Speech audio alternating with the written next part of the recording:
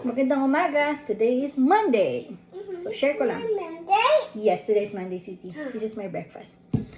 2 pirasong itlog, okra, saka black beans. Mommy, Yes, yung anak ko nagdadadal.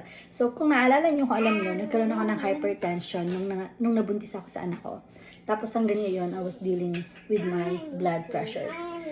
Pero alam nyo, hindi na talaga ako kumakain ng kanin saka tinapay. Pero, ganun pa rin. Mataas pa rin yung cholesterol ko. Tapos may hypertension pa rin ako. May episode pa rin ako ng hypertension.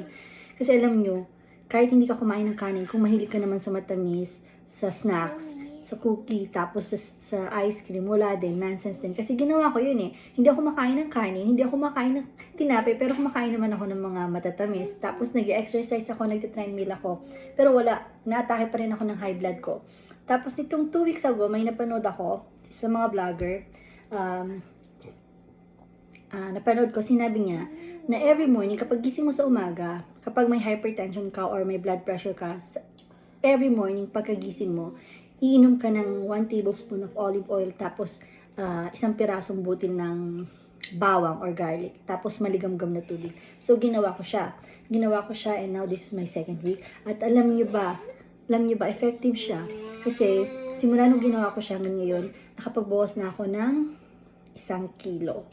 Pero, hindi na talaga ako makain ng sweet, saka ice cream or kahit ano man, o kanin or tinapay. Tapos, 2 beses na lang ako makain sa isang araw.